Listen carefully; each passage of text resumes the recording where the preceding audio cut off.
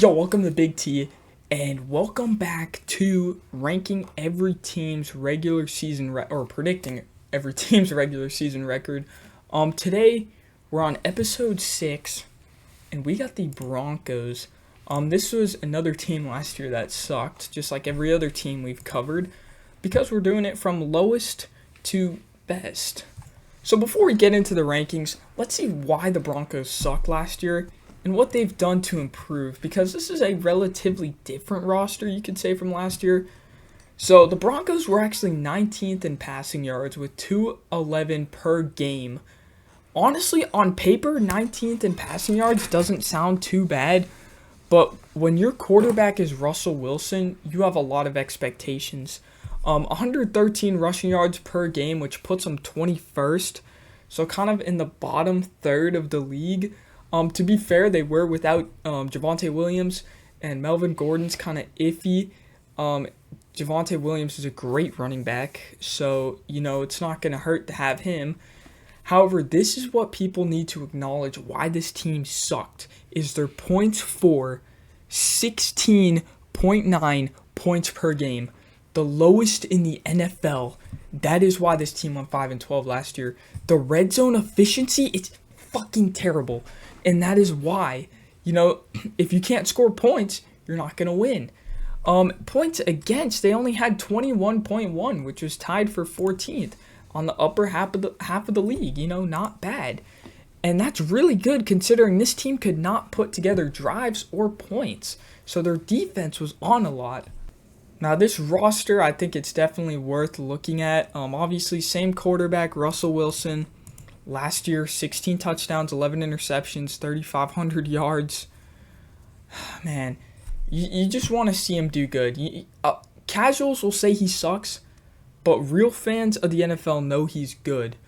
He ended off the season on an amazing note last year, 13 of 24 for 283 yards, 3 touchdowns and an interception. A very efficient game from Russell Wilson. He also had a game versus the Chiefs where he wasn't too bad, only threw one pick and 1 touchdown. He had another game versus the Chiefs where he had 3 touchdowns, 1 interception. If you take out this Rams game, they were kind of turning it around a little bit, you could say, And a lot of blame could be on Nathaniel Hackett. When they fired Nathaniel Hackett, this team seemed to play better. However, we're not sure. That's kind of something we have to see next year. But Sean Payton is a great head coach for this team to have. I don't think he's going to be as good as people think he is, but I think he's going to do some work. They get Javonte Williams back. Obviously, he's coming off of an ACL injury, so he's not going to be 100% this upcoming season. However, it's looking good. He's going to play some snaps in the preseason. He did tear his ACL early, so he does have the potential to be, kind of back to full health maybe midway through the season. If not, Samaje Perine right behind him. Not a bad running back. Pretty solid RB2 when you really think about it, especially in the receiving side. Receiving-wise, looking kind of shallow. Obviously, we're missing Tim Patrick off of here. We're also missing KJ Hamler, which means the wide receiver 1 is actually listed at Jerry Jeudy. He was just shy of 1,000 yards last year, but he did have 6 touchdowns. However, 3 of those were in one game. Cortland Sutton, who last 2 years just could not go back to his original form for some reason of, the 2020 or 2019 season, the 1,100 yards, 6 touchdowns. He can never return to that form. Maybe this year's the year. And then Marvin Mims, rookie receiver, he's going to get a lot of playing time. He's going to be the wide receiver 3, potentially wide receiver 2.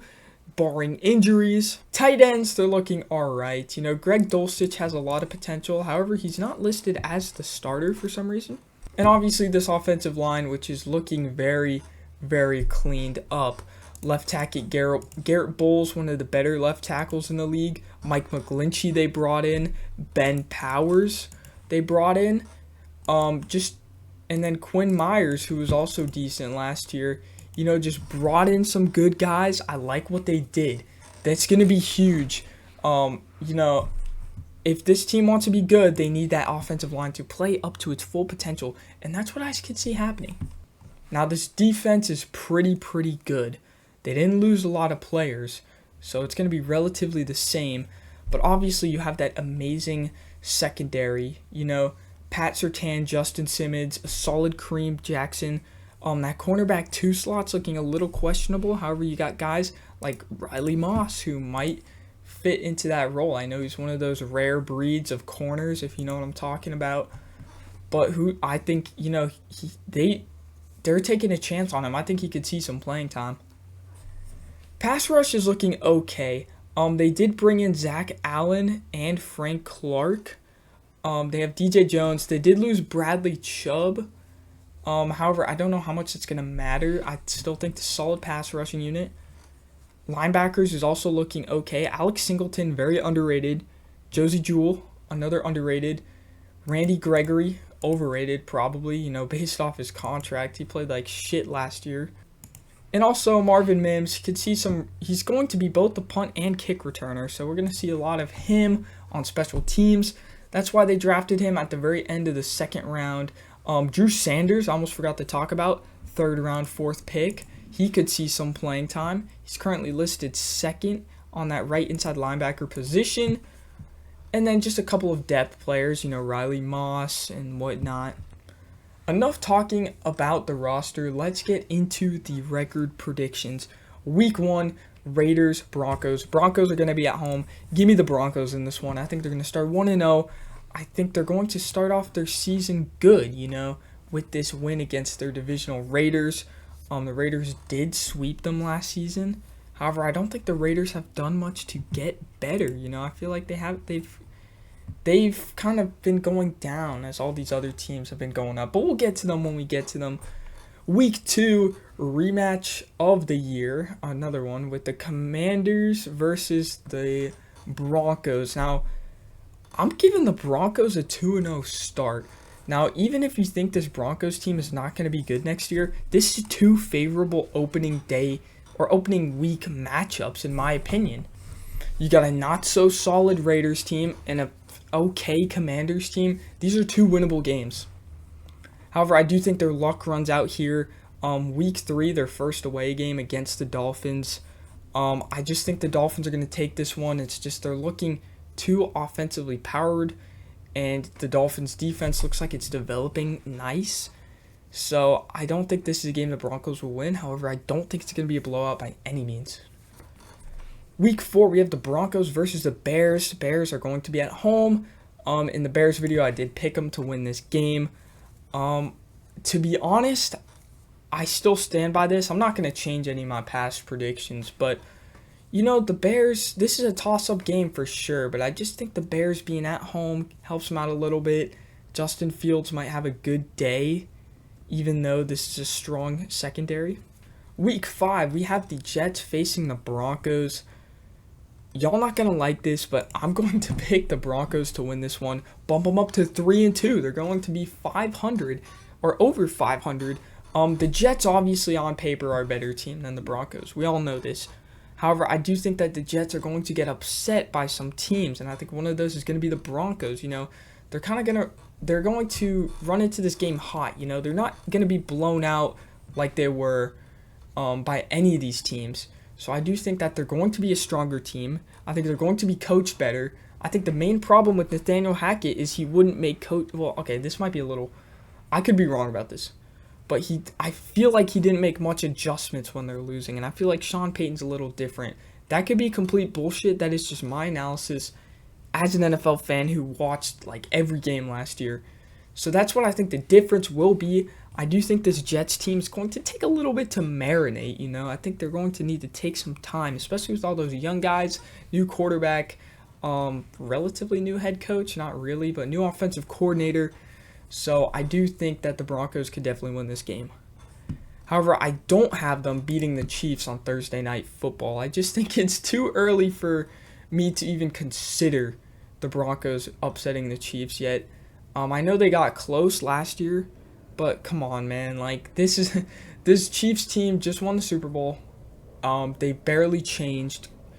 Amazing head coach, amazing quarterback, amazing tight end, amazing everything. I just can't do it, man. Week 7, we have the Broncos coming off a mini-bye at home facing the Green Bay Packers. Although the Packers are coming off of their bye, I'm going to have the Broncos winning this one. I feel like the Broncos will kind of make quick work of a very bad Packers team who could rival the Rams at 2-15, to be honest. I'm getting kind of harsh with some of these bottom tier NFC teams, but we'll see how that pans out. I just don't have high hopes for the Green Bay Packers. It's hard for me to give them a win over almost any team, to be honest.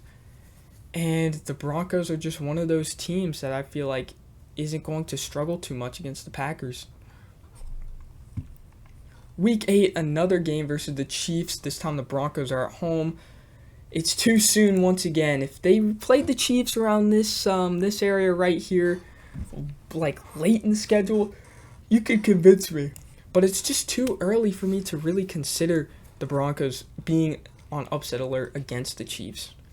So that's going to bring the Broncos at a 4-4 record coming into this bye. Obvious improvement. They've beaten teams that they lost to last year. So I think that's very important for this locker room to see if they can really make a push for the postseason at 4-4 coming into their bye.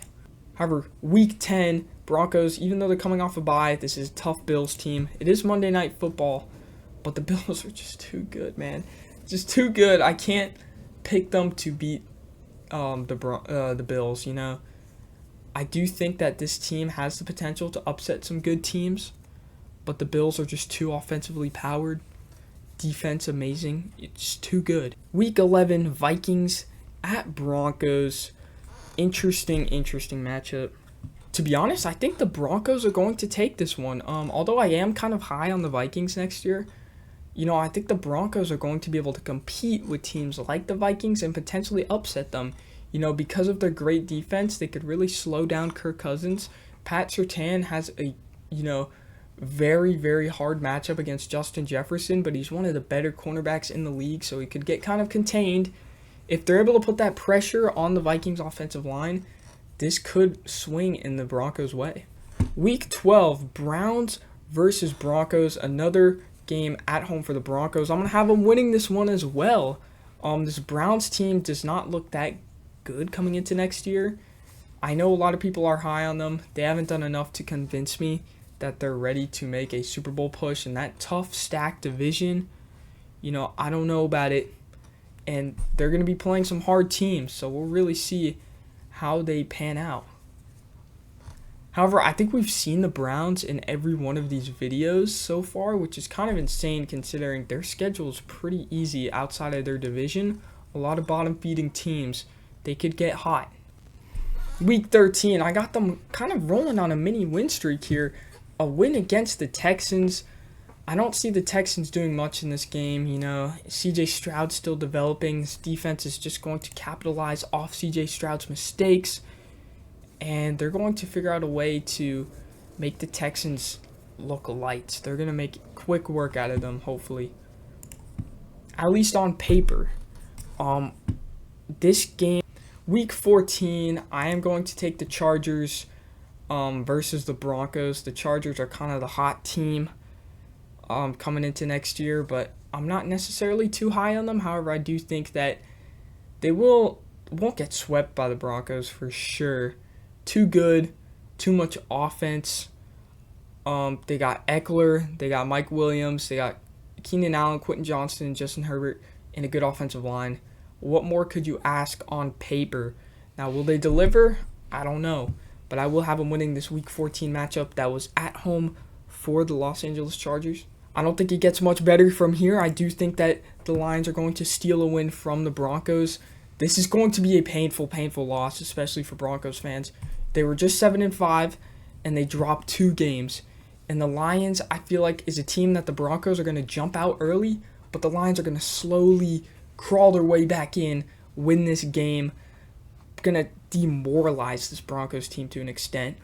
However, Week 16, I will have them beating the Patriots. I'm not high on the Patriots at all next year. They haven't done anything to get better besides get Juju Smith-Schuster. Every team in their division has made moves, and they haven't. And they're going to suffer that consequence. You know, Bill Belichick's finally going to show his true colors. I respect what he's done, but this season it's going to be bad. It's going to be bad for the New England Patriots, especially with their quarterback situation, running back. They've lost more than they've gained Broncos should be able to, even though this might be a close game, they should be able to squeak out a win here. I also do think Week 17 they are going to split against the Chargers. The Chargers, they didn't sweep the Broncos last year, and I don't think they're going to sweep them this year. I think the Broncos are going to kind of stay in it for a little bit, and they're going to be able to find a way to win late. Week 18, Broncos versus Raiders. Controversially, I'm going to give the Raiders the W to drop the Broncos to 9-8. I don't think they're going to sweep them this year. This is going to be such a tough loss. Such a hard-fought season just to lose the last game to go down to 9-8. I don't know if that's going to squeeze them into a playoff spot. But it obvious improvement from 5 wins last year. To jump all the way up to 9-8, I do think that the Broncos are going to be a better team. Kind of looking at their roster and their coaching situation and everything, this team turned out way better on record than I thought they would. I know I just talked about the record, but a quick recap of everything. I have the Denver Broncos next year going 9-8. I know that is very controversial. I know a lot of people aren't going to agree with that, but just looking at this team on paper, the changes they've made, the coaching change, and considering Russell Wilson is not that bad of a quarterback, I do think that they have potential to go 9-8. However, I do have them going 2-4 against their division, splitting with the Chargers and the Raiders and getting swept by the Chiefs. 6-6 against a pretty stacked AFC conference. An interesting split here: 8-1 at home and 1-7 at away. I didn't really consider the Broncos that big of a home team. I know they got good fans, but I didn't think of them as, they were a significantly better team at home. However, a lot of their favorable matchups are at home, and I do think that's going to contribute a lot. I do think if you switch some of these games around where you have them playing bad teams away, I do think you could drop them to like 7-10. But at 9-8, we'll see at the end of the series if this is going to be enough to squeak them into the playoffs. Right now, they have the most wins in the AFC, but I've only done the Texans and the Colts, so there's not that much competition. Anyways, if you guys liked this video, please like, subscribe. If you didn't like it, dislike it. Leave a comment. Tell me if I'm stupid. I'm open-minded. I want to see what you guys think about the Broncos. I know a lot of people aren't high on them, but maybe I'm too optimistic. Shout out to my cat, Benny, who listened to me talk for 20 minutes while he's trying to sleep. I really appreciate that. I appreciate you all for watching, and y'all take it easy. Have a good night.